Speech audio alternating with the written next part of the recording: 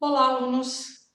Nesta aula estudaremos as características culturais religiosas e o modelo colonial implantado na colonização inglesa na América do Norte.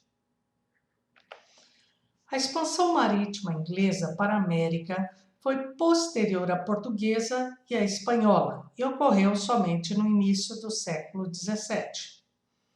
Apesar disso, a ocupação inglesa na América do Norte foi muito importante para o desenvolvimento econômico da Inglaterra e das próprias 13 colônias.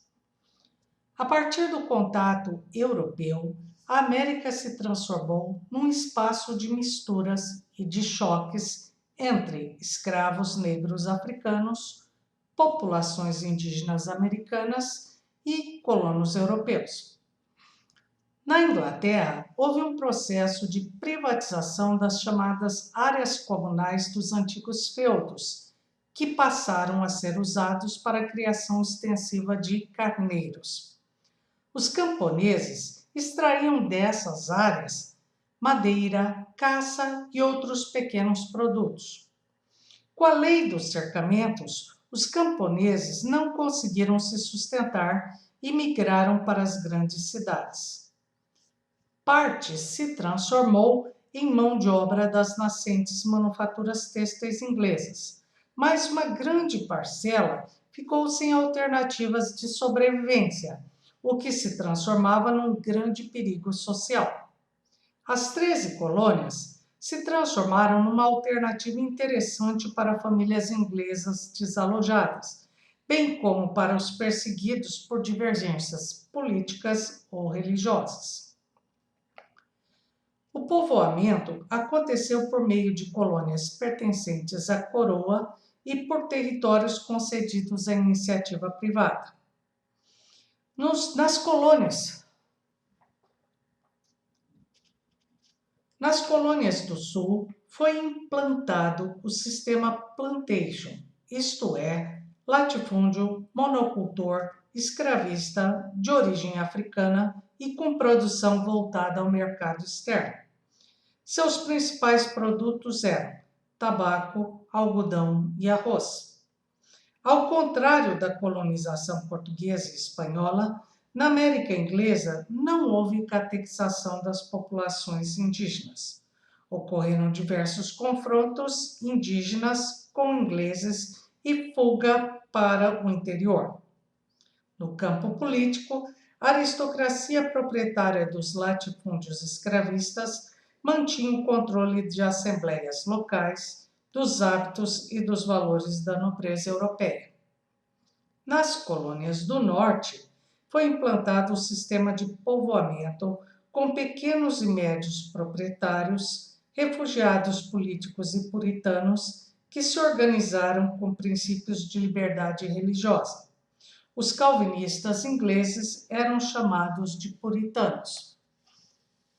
Então, observe aqui: economia colonial, sul, tabaco, algodão e arroz. Domínio da aristocracia fundiária escravista, hábitos e valores da nobreza europeia. No norte, agricultura, pecuária, pesca, construção naval, produção de rum, comércio, mão de obra familiar e servidão de contrato. Mentalidade capitalista vinda do calvinismo e massacres sobre populações indígenas.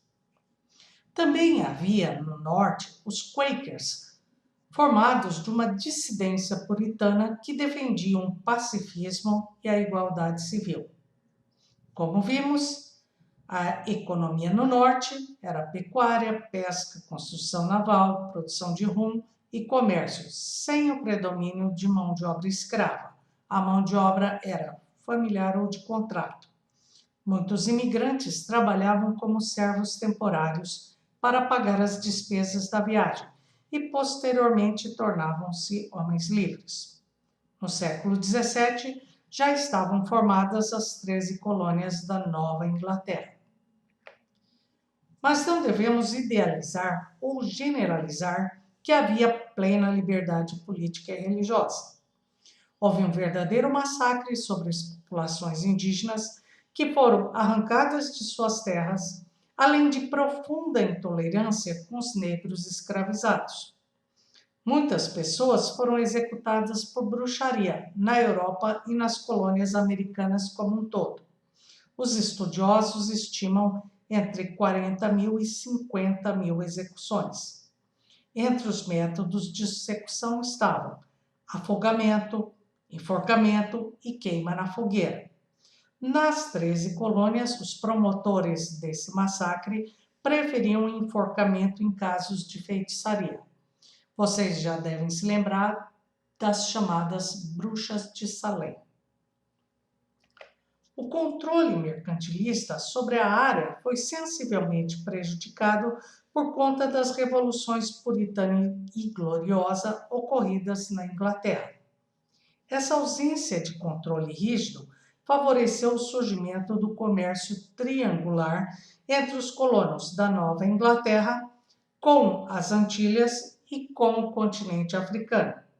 Das Antilhas compravam melaço, que era transformado em rum, que servia como moeda para a compra de escravos negros africanos, posteriormente revendidos no Caribe e nas colônias do Sul. Para se preparar, pegue o caderno de exercícios 2, capítulo 4 e faça os exercícios 1, 2 e 3. Bons estudos!